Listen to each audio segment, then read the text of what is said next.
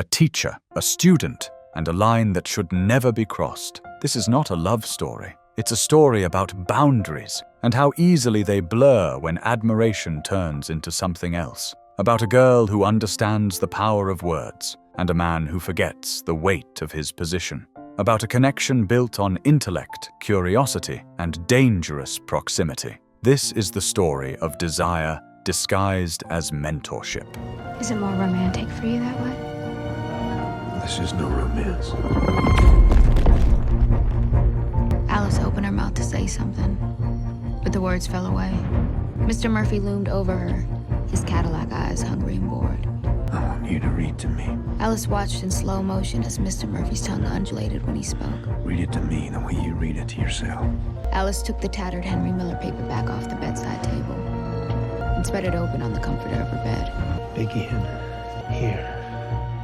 Cairo has recently turned 18. Her parents love traveling abroad, which is why she lives alone in a large house. But literature always saves her from boredom.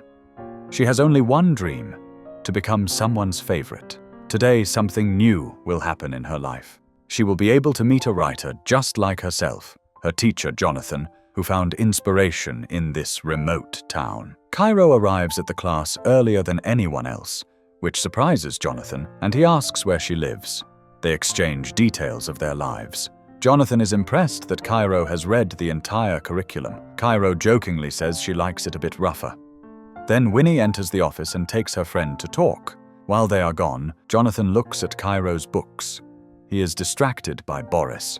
He immediately realizes that Jonathan is reading the girl's book, as its plot is very vulgar. The boys probably wouldn't be interested in it. Cairo also likes to read a book written by Jonathan. He lives with his wife, Beatrice, who is also a writer. He tells that his student reads his book. The duo starts dancing, but they are distracted by a call from Emmy. A new day comes. Teachers relax, sitting on a bench and sipping coffee. Boris wonders if ghosts live in the forest. A few seconds later, Cairo comes out of the woods and approaches the teachers. Boris offers cookies, and Jonathan can't take his eyes off Cairo. A little later, Winnie tries to get Boris's attention. She directly says that she is interested in their communication. Cairo calls her scattered. After the lessons, the friends gather together. Cairo admits that she finds it difficult to find a topic for her future book. Winnie suggests experiencing a moment that will help find a topic for writing, such as intrigue with the teachers. The problem is that none of them had serious relationships. Winnie wants her first encounter to be with Boris. Cairo also needs to understand that Mr. Jonathan looks at her differently, but Cairo denies it. Throughout the day, she reads Jonathan's book. During classes, they can't take their eyes off each other. Could we be that to each other? What was I saying? Feels like unlet rain. Feels good. It feels pink. Jonathan asks her to come to him after lessons, and Cairo's mind revolves around the same desire to get all of his attention. A little later, Jonathan decides to dance a bit, but Cairo distracts him. She promises not to tell anyone about his infatuation. Jonathan suggests going to a poetry club. Maybe she'll like something there.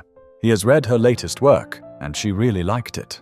Cairo is burning with embarrassment and explains what her work was about. Jonathan wants her to write a story in the style of her favorite author. Cairo accepts the task, adding that she has fully read his book, after which she repeats some phrases she liked the most. Jonathan doesn't even know what to say. Cairo interrupts the awkward pause and asks for forgiveness. Suddenly, Winnie enters the office, and the duo finishes the conversation. Today, the teacher and Beatrice visit the cafe where Winnie works. Boris jokes with the girl, and Beatrice wonders how beautiful the girl who read his book is. He replies that she is very smart and unique. Beatrice decides to declare that Jonathan is not a writer. He chose the job of a teacher. After that day, he never wrote a new book. The next day, Cairo attends the literature club, and she feels that this day will be very important for her. Jonathan is glad to see her. A boy comes on stage and reads his work. Jonathan listens to him attentively, while Cairo looks only at Jonathan. The next day, she brings coffee to the teachers. Boris shares his cookies. Cairo doesn't understand why Boris makes such delicious cookies, but she doesn't tell anyone about it. He could sell them. Winnie knows how to make logos. Later, the girls went to Jonathan's office. He says he's going on vacation with his wife. Winnie sees how the duo communicates with each other, and when the teachers leave, she suggests to Cairo to take the first step. and tempt Jonathan. Their conversation is interrupted by Boris. He decided to sell cookies. Winnie quickly joins their team. She just needs his number. On this day, Cairo calls Jonathan. He promises to visit her before leaving. Hi. Yeah, my phone. And whose phone do I have? Cairo Sweets. It's Mr. Miller. Sticky fingers, Miller. Honey, I've got to drop something off at a student's house. Do you need the address? I know exactly where you are. Cairo reflects that when love is real, it is quiet and unyielding. A few hours later, Jonathan arrives at Cairo's house. She comes out of the house in a white dress. Jonathan can't take his eyes off her as she approaches him. Cairo stops and asks him to come closer. Jonathan still stands in place, and then Cairo takes the first step with the next kiss. When he returned home, he constantly received messages from Cairo. Beatrice is irritated by the notifications, which prompts Jonathan to go out to the shed. There, he begins to read Cairo's new book. He becomes engrossed and imagines that the main characters are them. Unable to resist, he does something dirty. A new day arrives. Cairo notices Jonathan's strange behavior and asks what's wrong with him. Jonathan replies that she needs to choose a new author. She insists that he asked her to write a book on a topic she knows. Jonathan asks if it's true that she knows it. Cairo replies that it's about them. Cairo describes it as about two similar people who reject social constraints. However, Jonathan still considers this book too adult.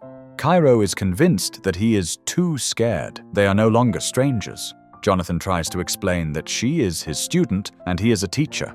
Cairo still wants recognition that the work is good. Jonathan just doesn't want to admit it. She calls Jonathan excessive but lacking ambition. He could be much better, but right now, he's irresponsible. Before leaving, she leaves her story in the administration box. In the evening, she meets with her friend. Winnie asks if she likes Jonathan. Cairo calls him imitation sushi, but she still loves him.